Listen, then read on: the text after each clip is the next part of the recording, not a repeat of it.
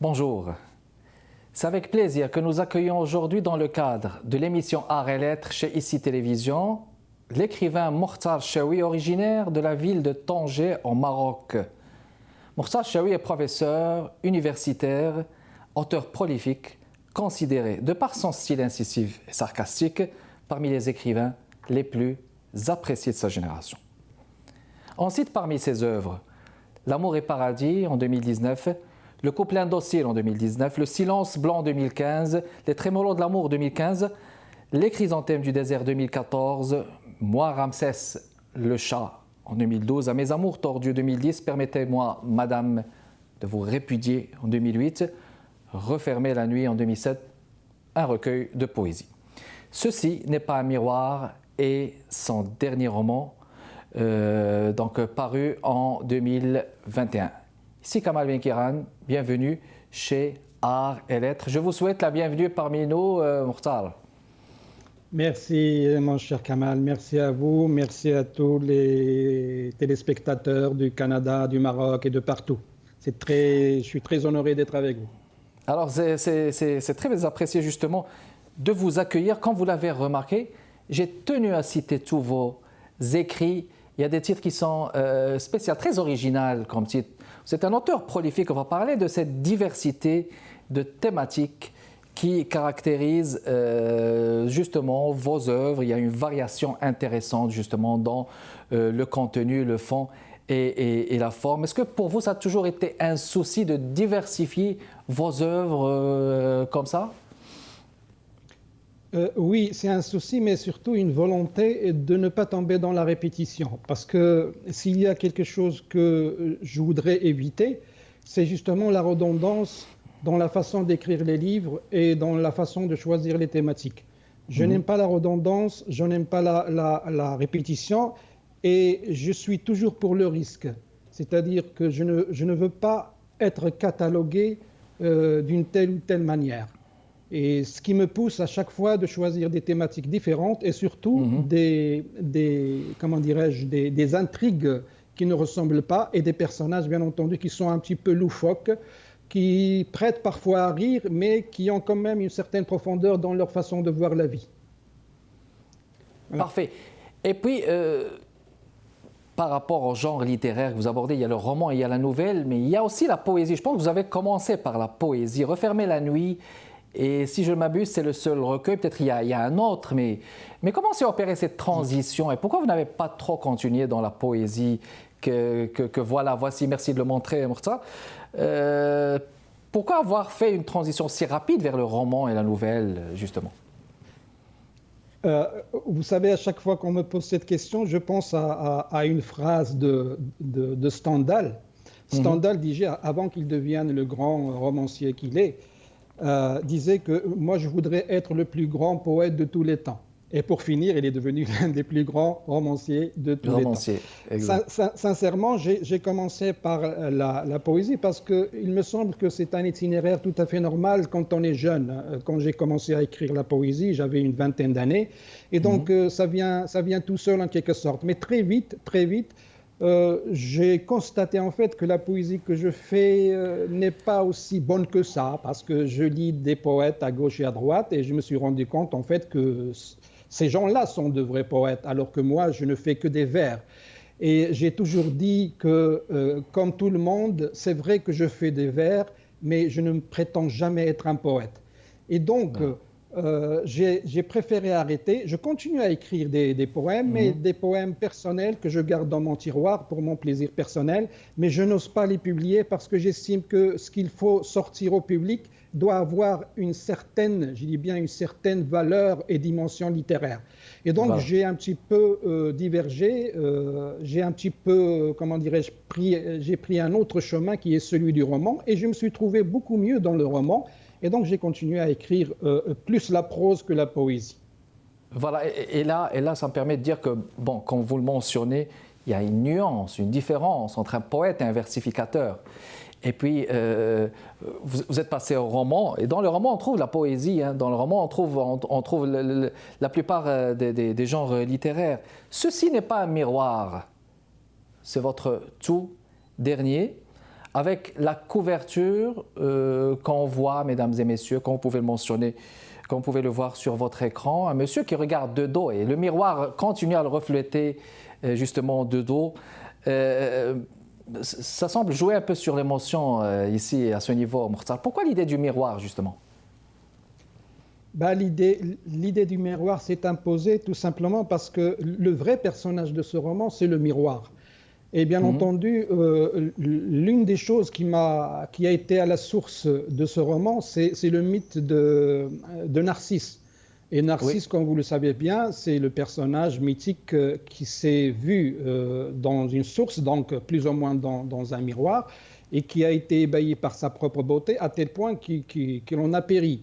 Et j'ai fait une sorte de comparaison entre le ruisseau ou le miroir de Narcisse avec les réseaux sociaux que je considère comme des miroirs de la société moderne. Vous le savez aussi bien que moi que maintenant, malheureusement, tout le monde se voit à travers les réseaux sociaux. C'est-à-dire on ne prend plus la peine de se regarder dans son propre miroir. Tout le monde veut justement projeter de lui sur les réseaux sociaux une image sublime, une image parfaite. Et donc, on est tombé dans l'état, si vous voulez, de vouloir devenir le narcisse à travers les réseaux sociaux. Et donc, je me suis posé cette question. Si, par exemple, on retire ces miroirs aux gens, c'est-à-dire les miroirs des autres, si on retire tout simplement les réseaux sociaux et qu'on oblige l'homme moderne à se regarder dans son propre miroir, qu'est-ce qu'il va découvrir? Est-ce qu'il va vraiment découvrir l'image qu'il projette aux autres? Bien entendu, non. Et c'est là où il m'est venu à l'esprit la citation de Nietzsche que je mets comme épigraphe dans le roman. Lorsque vous regardez longtemps dans l'abîme, l'abîme regarde en vous. Et là, je pense que c'est une citation qui reflète plus ou moins l'esprit de ce roman. Excellent, parfait. Une pause publicitaire et on vous revient dans les prochaines minutes, mesdames et messieurs. Notre invité d'aujourd'hui, Mokhtar Chaoui, qui nous parle du Maroc, de Tanger, pour son dernier livre. Ceci n'est pas un miroir. Restez avec nous.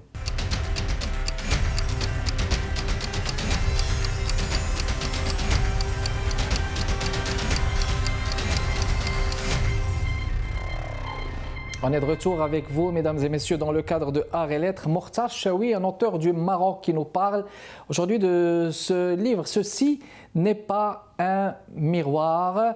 Un livre où il y a plusieurs thématiques, mais il y a cette thématique majeure du miroir qui reste toujours une thématique fascinante. On revient vers vous, Mokhtar. On parlait justement du miroir. Vous disiez qu'il y a les réseaux sociaux qui sont là, qui modulent nos relations, qui sont présents, que l'être humain devant son miroir, il se découvre, il se dénude, mais les gens aussi accordent beaucoup d'importance à ces réseaux sociaux, disons-le clairement. Il y a aussi les noms de certains personnages, de ce personnage qui s'appelle X. Alors X, c'est le nom d'un inconnu pour moi, c'est un personnage inconnu. En mathématiques, X, c'est l'inconnu. Et on a l'impression qu'il y a une petite touche de l'absurde. Est-ce qu'on peut le dire comme ça? Tout à fait d'accord, tout à fait d'accord. D'ailleurs, quand on lit le roman, pour les personnes qui ont une connaissance littéraire, surtout de la littérature française et un peu mondiale, ils vont sûrement reconnaître beaucoup d'emprunts que j'ai mis, parfois explicitement, parfois implicitement dans le roman. Et il y a du Cioran dans ce roman, il y a du Kafka dans ce roman, il y a surtout du Beckett dans ce roman. Oui. Et justement, c'est une situation un peu absurde parce que on vivait depuis un an déjà, on vivait une situation absurde, une situation incompréhensible. C'est inédit le confinement. C'est-à-dire que toute la planète confinée entre quatre murs, on n'a jamais vu ça dans l'histoire de l'humanité. Donc c'est une situation à la fois incompréhensible et complètement absurde. D'ailleurs, le roman, vous l'avez déjà vu, vous avez sûrement remarqué qu'il est plus un roman surréaliste qu'un roman réaliste. Voilà. Et donc, de ce point de vue, effectivement, vous avez tout à fait raison de dire qu'il y a beaucoup d'absurde dans ce roman. Très bien. Parfait. Alors, justement, ça commence par cette personne-là qui se trouve dans un monde apocalyptique et donc, justement, au milieu des défilements de l'action. On a l'impression aussi que la condition humaine, elle est ouvertement interpellée dans ce roman. Puis vous avez cité cette citation que j'ai trouvée fascinante aussi de Nietzsche. Quand tu regardes longtemps, l'abîme regarde en toi. C'est quel type de rapport que vous avez tenté de ressortir dans cette relation que l'homme entretient avec l'abîme, Mokhtar? Oui, alors je reviens au mythe de Narcisse, parce que cette citation, je l'ai associée au mythe de Narcisse. Nous le savons tous que d'après la version d'Ovide, dans son livre Les Métamorphoses, il donne la version suivante qui a été tout simplement colportée par tous les académiciens et tout le monde est d'accord là-dessus, à savoir que Narcisse est mort parce qu'il a découvert sa beauté. Parce qu'en se regardant dans le ruisseau, il a vu l'image de sa beauté, il a été fasciné par sa beauté, et donc il n'a pas pu supporter autre chose, donc il a préféré se donner la mort. Ça, c'est la version officielle. Et moi, comme je suis un peu tordu sur les bords, je me suis dit, pourquoi ne pas voir l'histoire autrement ? Pourquoi ne pas voir, c'est-à-dire interpréter l'histoire autrement ? Et à ma façon, je me suis posé la question. Et si Narcisse ne s'est pas suicidé parce qu'il a découvert sa beauté, mais il s'est suicidé parce qu'il a découvert l'abîme qu'il habitait. C'est-à-dire que lorsqu'il s'est regardé dans le ruisseau et qu'il a vu son image, il n'a pas vu son image physique, il a vu ce qu'il y a derrière cette image physique. Et de cette façon, il a vu l'abîme qui habite l'humain. Et donc, il n'a pas pu supporter cet abîme qui habite l'humain, et donc il a préféré mourir parce qu'il ne pouvait pas lui survivre. Donc, moi, je me dis tout simplement que le fait de se regarder dans le miroir, dans son propre miroir, est déjà une sorte c'est un courage. Parce qu'on a peur de se regarder dans notre propre miroir, et qu'est-ce qu'on fait? On se regarde à travers les regards des autres. On construit notre personnalité à travers ce que les autres disent de nous. Mais si à un moment donné, on peut s'arrêter en se disant, tiens, je vais m'arrêter de construire ma personnalité selon ce que dit X ou Y, et je vais me regarder, j'ai presque envie de dire, franco de port dans mon propre miroir, et voyons ce que ce miroir va me révéler. Et le personnage X, lorsqu'il va tenter cette expérience, il va comprendre en fait que ce qu'il croyait être n'est pas lui. Vous voyez ce que je veux dire? Et ça, oui. Je peux me tromper, ça, je crois que c'est le cas de pratiquement la majorité des humains. Alors, justement, ce personnage, il arrive dans un désert, n'est-ce pas? Il ne trouve aucun signe de vie, il trouve le silence, la tranquillité, il trouve l'apaisement, l'air frais, humide, tout ça, qui n'est pas contaminé. Là, il n'y a pas de mesures sanitaires, il n'y a pas de confinement, tout ça, c'est qui rend la vie difficile. Il ne trouve pas, c'est un apaisement. Mais est-ce que vraiment, c'est ce qu'il cherchait, ce vide, ce chaos, de votre point de vue, Mokhtar? Le personnage ne cherchait pas vraiment le chaos. Le personnage fouillait une situation dramatique qu'il a créée lui-même. Je ne voudrais pas révéler la raison pour laquelle il a fouillé la ville, il a fouillé la famille, il a fouillé la civilisation, tout simplement avec l'idée première de se retrouver. On est d'accord? Il est parti dans un désert, enfin dans une sorte de no man's land, dans lequel il n'y a pas de Wi-Fi, il n'y a pas de réseaux sociaux. Il n'y a pratiquement même pas d'humains, parce que les humains, lorsqu'ils ont trouvé qu'il n'y a plus de Wi-Fi, ils sont partis ailleurs. Et il s'est retrouvé tout seul avec une vieille dame. Et donc, l'idée première pour lui, c'était de se retrouver, vraiment de se regarder dans le miroir. Simplement, lorsqu'il va commencer à se regarder dans le miroir, je précise tout simplement qu'il va habiter un petit hôtel. Dans cette chambre d'hôtel, rien n'est beau, sauf un grand miroir. Et donc, il va passer son temps à se regarder dans le miroir. Et au début, il va justement vouloir se chercher, se retrouver. Mais très vite, il va tomber dans l'attard de l'humain, à savoir, il va commencer à se sublimer. Et c'est là où intervient ce que j'ai appelé le locataire du miroir pour, en quelque sorte, l'encadrer. Pas l'encadrer, mais le recadrer plutôt, à savoir qu'il va lui dire, écoute, vous êtes venu ici pour être sincère, pour être franc avec vous-même. Si vous continuez à être le bonhomme que vous avez quitté, moi, je ne suis pas d'accord. Et c'est là où il va s'effectuer une sorte de séparation entre l'homme et son reflet dans le miroir. Et on entre directement dans le surréalisme ici. Voilà, donc une diffusion donc, entre l'homme et son miroir, comme vous dites. Encore une fois, une pause et on revient dans les prochaines minutes avec notre invité d'aujourd'hui, Mokhtar Chaoui. Restez avec nous, mesdames et messieurs.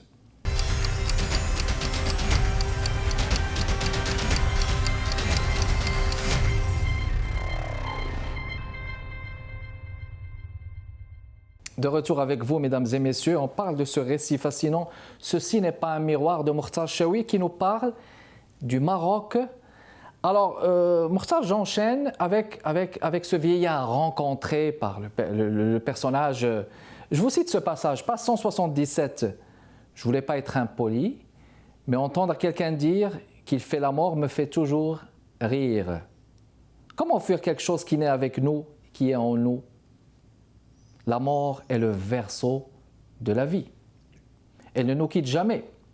Elle sommeille en nous et un jour, elle se réveille. C'est une vision très métaphysique de la mort. Est-ce qu'on peut le dire comme ça? Oui, on peut le dire comme ça. Et ça vient d'une citation que j'ai intégrée dans le livre et qui m'a toujours intrigué et qui est la suivante. L'homme sommeille, quand il meurt, il se réveille. C'est une citation que j'ai entendue quand j'étais très jeune et elle m'a toujours interpellé, à tel point que maintenant, après des années et des années, je l'intègre dans un de mes romans. Moi, je pense, enfin, tout le monde peut penser ce qu'il veut de la mort, mais moi, je pense que la mort et la vie, c'est tout simplement deux versions de la même chose. Hein. C'est-à-dire avec la mort, seule l'existence s'arrête, mais la vie continue ailleurs. Mais la vie continue ailleurs quelque part. Voilà, quelque part, pas forcément dans l'enfer ou dans le paradis mais selon les versions des religions, mais quelque part. Il me semble qu'il y a une âme qui est emprisonnée dans un corps, et je pense que c'est ça le châtiment. Le péché originel, selon la version judéo-chrétienne, justement, il faut expier la faute originelle. Le fait d'expier la faute originelle, pour moi, c'est lorsque le bon Dieu a décidé de mettre l'âme dans le corps. Ça veut dire l'emprisonner dans le corps. Donc mourir, c'est tout simplement... Voilà, mourir, c'est se libérer pour moi. Voilà. Donc la mort, c'est une liberté, une libération. Si vous le voulez bien, Mokhtar, je vous invite à partager avec nous un extrait, mettre au parfum les téléspectatrices et téléspectateurs qui nous regardent au Canada. Donc un extrait de votre passage. Il y a beaucoup de très beaux extraits, peut-être sur... je vous laisse le choix, peut-être sur l'amour ou sur... C'est à vous. Je vais prendre un extrait, une sorte de discussion entre justement le personnage X et le vieillard, et qui reflète un petit peu l'atmosphère de ce roman. Alors ça commence ainsi. Hein. Justement, il y a la mort dans ce passage. Si toi, tu es venu ici pour fuir la mort, moi, j'y suis pour l'apprivoiser. Arrêtez, je vous prie, ne me parlez pas encore de la mort. Pourquoi? Tu n'aimes pas la mort?